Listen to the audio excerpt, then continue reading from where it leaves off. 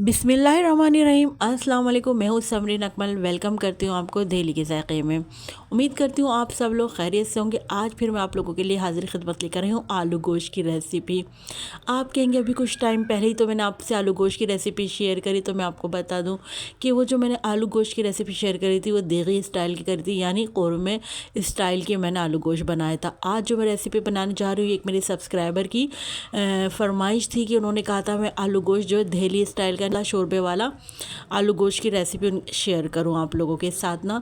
तो मैं आज उनकी जो फरमाइश है उसको पूरा करते हुए मैं बनाने जा रही हूँ इसको दिल्ली स्टाइल में आलू गोश्त की रेसिपी। लेकिन उनके था कि मैं पतला शोरबा बनाऊँ, तो मैंने आज पतला शोरबे वाला आलू गोश्त की रेसिपी आपके साथ शेयर कर रही हूँ।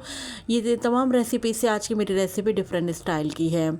तो रेसिपी बनाना स्टार्ट कर लेते हैं। तो सबसे पहले वीडियो को लाइक ज़रूर कर दीजिएगा। साथ के साथ जिन लोगों ने अभी तक दिल्ली के ज़ायक़ा सब्सक्राइब नहीं किया है, तो काइंडली सबसे पहले आप लोगों ने दिल्ली के ज़ायक़ा सब्सक्राइब कर लेना, बेल के बटन को ज़रूर प्रेस कीजिएगा। रेसिपी को अपने फ्रेंड फैमिली में लाजमी शेयर भी किया करें। हाँ, आप सबका बेहद शुक्रिया। तो चले मज़ेदार सा टेस्टी सा आलू गोश्त बनाना स्टार्ट कर लेते हैं। तो आलू गोश्त बनाने के लिए सबसे पहले मैंने पतीले में ऑयल शामिल कर लिया है। यहाँ मैं शामिल कर दूँगी प्याज। तो प्याज मैंने एक दरमियाने साइज़ के लिए यहाँ पर प्याज में शामिल कर दूँगी। अच्छा, प्याज को मैंने क्या करना है, यहाँ पर मैंने प्याज को फ्राई कर लेना है। तो साथ में ही यहाँ पर हमने प्याज को थोड़ा सा लाइट ब्राउन कलर आने देंगे, जब तक हमने प्याज को यहाँ पर फ्राई कर लेना है। तो देखिए, जैसे यहाँ पर हमारे प्याज का लाइट कलर हुआ तो हम यहाँ पर शामिल कर देंगे पिसी हुई प्याज। तो मैंने 2 दरमियाने साइज़ की प्याज ली, उसको मैंने यहाँ पर जो थोड़ा सा पानी डालकर प्याज को पीस लिया है। यानी यहाँ पर हमने प्याज का पेस्ट शामिल कर दिया है। 2 प्याज लेकर ना दरमियाने साइज़ के, उनको पीस लिया है मैंने यहाँ पर और शामिल कर दिया है। अब क्या है, दोनों प्याज़ों को मैं यहाँ पर अच्छे से वह जो है पका लूँगी, क्योंकि हमने जो कच्ची प्याज डाली है उसको हमने ज़्यादा जो है पका लेना है, क्योंकि फ्राई प्याज तो हमारी पहले से फ्राई हो ही रही थी। अच्छा, जो हमने पिसी हुई प्याज डाली है उसको हमने इतना फ्राई कर लेना है कि उसका कलर चेंज हो जाए।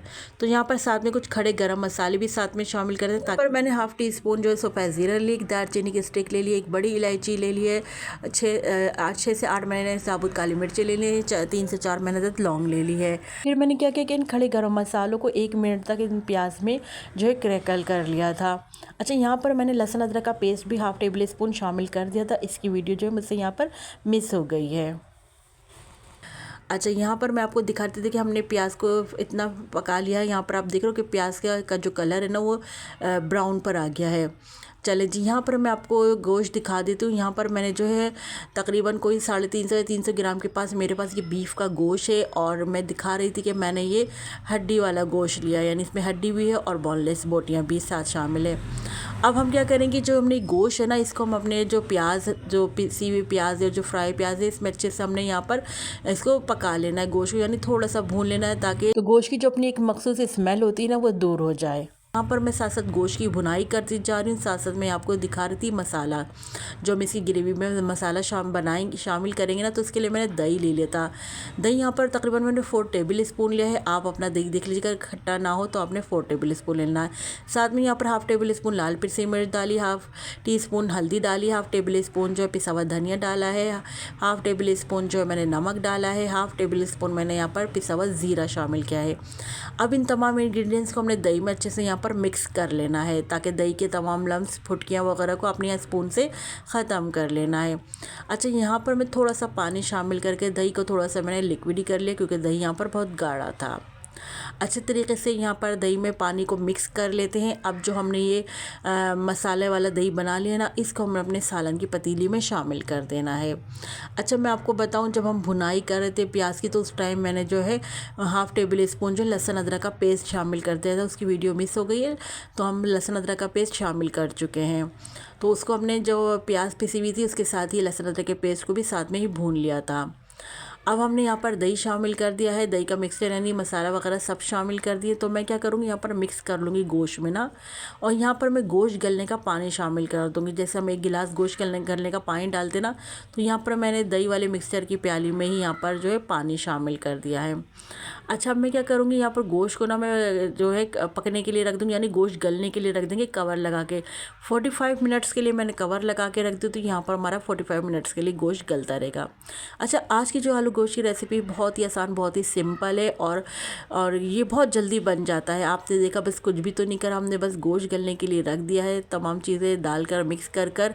अब क्या है, यहाँ पर मैं आपको 45 मिनट्स के बाद का दिखा रही थी कि यहाँ पर देखिए माशाल्लाह से गोश्त बहुत ज़्यादा हमारा गल चुका है। और यहाँ पर मैं आपको आलू दिखा रही थी, आलू गोश्त बनाने जा रहे हैं तो फिर तो आलू तो ज़रूरी है ना। तो यहाँ पर मैंने तकरीबन अपने अंदाजे से 3 से 4 अदद आलू ले लिए थे। इनको इस तरह से बीच में से हाफ कट शामिल कर दिए हैं, और जो छोटे थे उनको इस तरह से हाफ रहने दिया है, जो बड़े थे उनको मज़ीद और 2 कर लिए थे उनके ना हमने। अच्छा, यहाँ पर हमने देखिए आलूओं के हिसाब से और अपनी ग्रेवी जितनी रखनी है उस हिसाब से हमने यहाँ पर पानी शामिल कर दिया कि आलू भी गल जाए इस पानी में, और जो हम जितनी हमने ग्रेवी रखनी ना उतनी ग्रेवी भी हमें यहाँ पर मिल जाए। कवर लगा के रख देते हैं तकरीबन यहाँ पर 15 मिनट के लिए, ताकि 15 मिनट में आलू यहाँ पर हमारे अच्छे से टेंडर हो जाए।